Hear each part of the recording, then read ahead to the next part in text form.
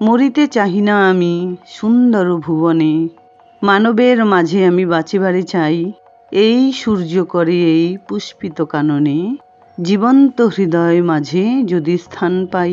সত্যি আর কিছু পারি বা না পারি, সারা জীবন মানুষকে ভালোবেসে মানুষের সঙ্গে থাকতে চাই। আমার বোন এই কোটেশনটা লিখেছিল আর আমি ওর থেকে নিয়ে এসে বাঁধিয়ে টাঙিয়ে রেখেছি। আর আমার ভাই এরকম দুটো পেন্টিং শুধু আঙুল দিয়ে করে দিয়েছে। হ্যালো বন্ধুরা, আশা করি সবাই খুব ভালো আছো। আবারও নতুন একটা ব্লগ ভিডিওতে তোমাদের সবাইকে স্বাগত। কথাই আছে যে রাধে সে চুলও বাঁধে।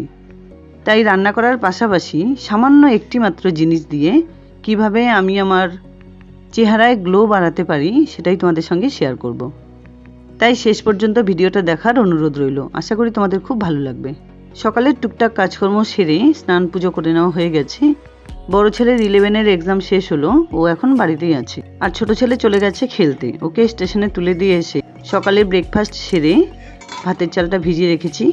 আর এখানে দেখো বড় সাইজের বেগুন কেটে নিয়েছি। তেল ছাড়া মুচমুচে বেগুন ভাজার রেসিপিটি আমি আমার কুকিং চ্যানেলে অলরেডি শেয়ার করে দিয়েছি। সেই ভিডিওটার লিঙ্ক এই ভিডিও ডিসক্রিপশন বক্সে দিয়ে দেবো, তোমরা প্লিজ একবার চেক করে নিও। সমস্ত সবজি আগেই তুলে রেখেছি। এখানে দেখো দুটো মাছের মাথা নিয়ে এসছে। আজ রোববার, চিকেন তো থাকতেই হবে। আর এখানে নিয়ে এসছে মিডিয়াম সাইজের কিছু চিংড়ি মাছ। লাউ চিংড়ি বা মিষ্টি কুমড়ো দিয়ে চিংড়ি মাছ করে নেব। আর এখানে রয়েছে কাতলা মাছের কিছু পিস। মাছগুলো তুলে রেখে মাংসটা আজ রান্না করে নেব। আর এখানে ফ্রিজে আগে থেকেই রাখা ছিল পার্শে মাছ। আমার কর্তা আবার দেখতে পাইনি, আবার কতগুলো মাছ মাংসের গাদা নিয়ে এসছে।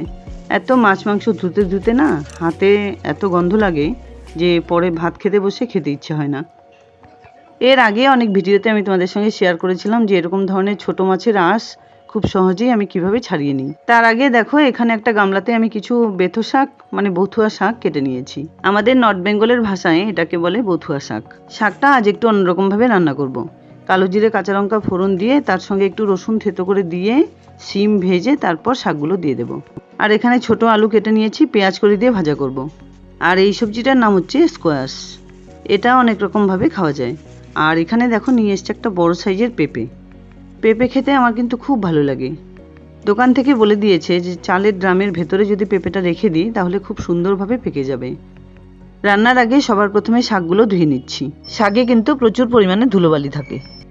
তার জন্য দেখো একটা ঝুড়িতে সমস্ত শাকগুলো তুলে নিয়ে ঝুড়ির থেকে বড় সাইজের একটা গামলাতে ডুবিয়ে কলের নিচে ধরে এভাবে শাকগুলো ধুয়ে নিলে কিন্তু খুব সুন্দরভাবে শাক ধুয়ে নেওয়া যায়। আর শুধু ঝুড়িতে বা শুধু গামলাতে যদি শাক ধুয়ে নেওয়া যায় তাহলে কিন্তু এদিক ওদিক পড়ে যাওয়ার সম্ভাবনা থাকে। দুপুরে খেতে বসে আমার কর্তার পাতে এরকম কোনো না কোনো শাকের আইটেম থাকতেই হবে। আর তার সঙ্গে মাছ ভাজা তো থাকবেই। এরকম কোনো না কোনো গ্রিন ভেজিটেবল খাওয়া কিন্তু শরীরের পক্ষে বা চোখের পক্ষে খুবই ভালো। শাকগুলো ধুয়ে তুলে নেবার পর বাকি সবজিগুলোও ধুয়ে রাখছি, তাহলে রান্না করতে খুব সুবিধা হয়। সমস্ত সবজি একে একে ধুয়ে রাখলে রান্নার সময় খুব একটা চিন্তাও হয় না, আবার তাড়াতাড়ি করে রান্নাও করে নেওয়া যায়। মাছগুলো কেটে বেছে ধুয়ে নিতে কিন্তু অনেকটা সময় লেগে যাবে। তার জন্য কড়াই গরম করে তেলে কালো জিরে কাঁচা লঙ্কা ফোড়ন দিয়ে আলু পেঁয়াজ কলিগুলো ছেড়ে দিলাম। একটু নাড়াচাড়া করে নুন হলুদ দিয়ে ঢেকে রেখে দিচ্ছি। ততক্ষণে কিছু মাছ বেছে নেব। রান্না করতে এসে যদি এভাবে প্ল্যান করে রান্না করে নেওয়া যায় তাহলে কিন্তু অনেকটা সময়ও বাঁচে, আবার কাজও এগিয়ে যায়। ওদিকে আবার ভাতটাও হয়ে গেছে, ভাতটা উপুর করে নিচ্ছি। রান্না করার 1-1.5 ঘন্টা আগে যদি চাল ভিজিয়ে রাখা যায় তাহলে যেমন ভাতটাও খুব তাড়াতাড়ি সেদ্ধ হয়, আবার গ্যাসও কম খরচ হয়। আর আজকাল যা গ্যাসের দাম বেড়েছে সেসব তো মাথায় রাখতেই হবে, কি বলো? 2 ছেলের জন্য বারবার টিফিন করতে হয় বলে আমি কি করি বলো তো, মোটামুটি 5 থেকে 600 গ্রাম আলু প্রেসারে দিয়ে ধুয়ে একটা সিটি মেরে রেখে দিই। তারপর জল ঝারিয়ে আলুগুলো রেখে দিই। যখন তখন কিন্তু খুব সুন্দরভাবে টিফিন বা যে কোনো তরকারি করে নেওয়া যায়। আর যে কোনো তরকারিতে যাই বলো না কেন আলু সেদ্ধ না হলে কিন্তু খাওয়া যায় না। ছোট বা মিডিয়াম সাইজের আঁশযুক্ত মাছ যদি এরকম ছোট পিলার দিয়ে এভাবে চেঁচে নেওয়া যায় তাহলে কিন্তু খুব কম সময়ে মাছের আঁশ বা খোসা ছাড়িয়ে নেওয়া যায়।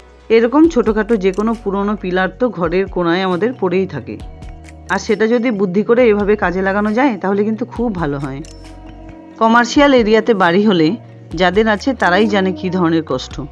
সারা দিন রাত ট্রেন, গাড়ি ঘোড়ার, বাজারের কচকচানি লেগেই রয়েছে।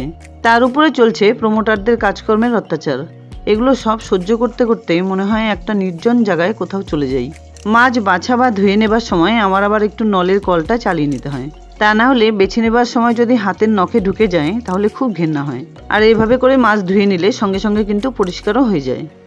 মাছ ধোবার ফাঁকেই আলু পেঁয়াজকলি ভাজাটা হয়ে গেছিল, সেটা নামিয়ে নিয়ে শাকটা সম্বার দিয়ে দেবো। শাক রান্নাটা দেখানোর কিছু নেই, এভাবে রসুন সম্বার দিয়ে শাক রান্না করলে কিন্তু দারুণ লাগে খেতে। তাছাড়া নিরামিষভাবে ডালের বড়ি দিয়ে তো করেই নিই।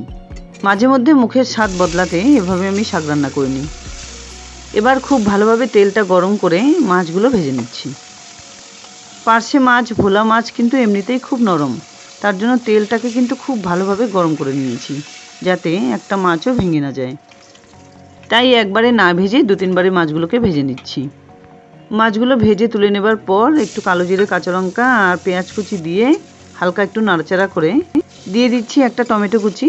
আবারও খুব ভালোভাবে কষিয়ে নিয়ে লম্বা করে কেটে নেওয়া 2টো বেগুন আর 3টে আলু মিশিয়ে দিলাম। আলু বেগুন হালকা একটু নাড়াচাড়া করে তারপর নুন, হলুদ সমস্ত মশলা মিশিয়ে ভালো করে কষিয়ে নিয়ে জল দিয়ে দেব। আমার ছোট ছেলে সকালে ভাত খেয়ে গেছে, ও বলছে যে আর এসে ভাত খাবো না, আমার জন্য পরোটা করে রেখো। তাই ওর জন্য পরোটা দিয়ে খাওয়ার মতো আলু কপি কষা একটু বানিয়ে রাখলাম। আমার আবার বড় মাছ মাংসের থেকে ছোট মাছই বেশি ভালো লাগে। সারাক্ষণ এই মাছ মাংস ছানাবেনা করতে করতে না ভেতর থেকে ঘেন্না ধরে গেছে, আর খেতে ইচ্ছা হয় না। যাই হোক, কথা বলতে বলতে কিন্তু মাছের ঝোলটা রান্না হয়ে গেল। এবার নামানোর আগে একটুখানি ধনেপাতা দিয়ে নামিয়ে নেব। পার্শে, পাবদা, বাটা এই ধরনের ছোট মাছ বেশিরভাগ সময় কিন্তু সর্ষে পোস্ত দিয়ে খেতে ভালো লাগে। আর মাঝে মধ্যে মুখের স্বাদ বদলাতে কালো জিরে, কাঁচা লঙ্কা, ধনেপাতা দিয়ে খেয়ে দেখো, এভাবেও কিন্তু দারুণ লাগে। রান্নার মাঝে মাঝে বাইরে অনেক ধরনের কাজই থাকে, সেগুলো সব কিছু তোমাদের সঙ্গে শেয়ার করা হয় না। প্রতিদিনই নিয়ম করে এভাবে রান্না করে নিতে হয়, তবে মাঝে মধ্যে ছোট ছেলের সঙ্গে বেরিয়ে পড়তে হয়। কখন কোথায় খেলা পড়ে সেটা আগে থেকে বলা যায় না, কোচেরা হোয়াটসঅ্যাপ গ্রুপে জানিয়ে দেয়, সেই হিসেবে যেতে হয়। ছোট ছেলের বায়না রাখতে পরোটা আর আলু কপির কষা আগেই করা হয়ে গেছে। এখানে মামি আর বড় ছেলের জন্য একটু আলুর দম বানিয়ে দিলাম। মামিও পরোটা লুচি খেতে খুব ভালোবাসে। একদিকে নিরামিষ, অন্যদিকে আমিষ রান্না করতে করতে কতবার যে হাত ধুতে হয় তার ঠিক নেই। এখানে দেখো চিকেন কিন্তু রান্না হয়ে গেছে, এটা তোমাদের সঙ্গে শেয়ার করার প্রয়োজন মনে করলাম না। মামির জন্য গরম গরম খাবার পাঠিয়ে দিয়ে এটা এভাবেই বসিয়ে রাখছি, পরে নামিয়ে নেব। রান্নার কাজ তো মোটামুটি শেষ। এবার দেখো নিজেকে একটু কিভাবে সময় দিই আমি। ফ্রিজ থেকে ঠান্ডা ঠান্ডা একটা টমেটো বের করে নিচ্ছি। তোমরা হয়তো ভাবছো টমেটো দিয়ে আবার কী করবে। এমনিতেও রান্নার পরে মুখটা খুব গরম হয়ে যায়, তখন কি করি বলো তো, ক্লিনজার দিয়ে মুখটা পরিষ্কার করে ঠান্ডা ঠান্ডা গোলাপ জল স্প্রে করে দিই। এতটা আরাম পাওয়া যায় যে কি আর বলবো। টমেটোটা নিয়ে কি করলাম বলো তো, অর্ধেকটা করে কেটে নিয়ে তারপর মুখে জাস্ট এভাবে স্ক্রাব করে নিই। টমেটোর সঙ্গে যদি একটুখানি চিনি মিশিয়ে স্ক্রাব করে নেওয়া যায় তাহলে তো আরও ভালো। তাছাড়াও অর্ধেকটা করে কেটে নিয়ে একটুখানি হলুদের গুঁড়ো মিশিয়ে যদি মুখে মাখা যায় তাহলে কিন্তু ত্বকের উজ্জ্বলতা দারুণভাবে বেড়ে যায়। আর টমেটোর সঙ্গে একটুখানি মধু মিশিয়ে মাখলে তো কথাই নেই। আমি নিজে প্র্যাকটিক্যাল এভাবে ফেস ক্লিন করে নিই। তাই তোমাদের কাছে একবার অনুরোধ, এই রেমেডিটা একবার ট্রাই করো। এরপরে আরও 2-1টা রেমেডি তোমাদের সঙ্গে শেয়ার করব। সারাক্ষণ রান্না করতে করতে আর ওসব মাথায় এলো না, জাস্ট একটা টমেটো নিলাম, অর্ধেকটা করে কেটে এভাবে মুখে মাখিয়ে নিলাম। দেখো তো দেখে কিছু মনে হচ্ছে কি না। যাই হোক বন্ধুরা, এবার দুপুরের লাঞ্চ করার পালা। ভিডিওটা আজ তাহলে এ পর্যন্তই, দেখা হচ্ছে নতুন কোনো ভিডিও নিয়ে। ভিডিওটা ভালো লাগলে লাইক, শেয়ার, কমেন্টস করতে ভুলো না কিন্তু। আর আমার চ্যানেলের নতুন বন্ধু হয়ে থাকলে প্লিজ চ্যানেলটাকে সাবস্ক্রাইব করে পাশে থাকা বেল আইকনটা অলে করে দিও, যাতে আমার আপলোড করা সমস্ত ভিডিওর নোটিফিকেশান সবার আগে তোমাদের কাছে পৌঁছে যায়। ভালো থেকো, ধন্যবাদ।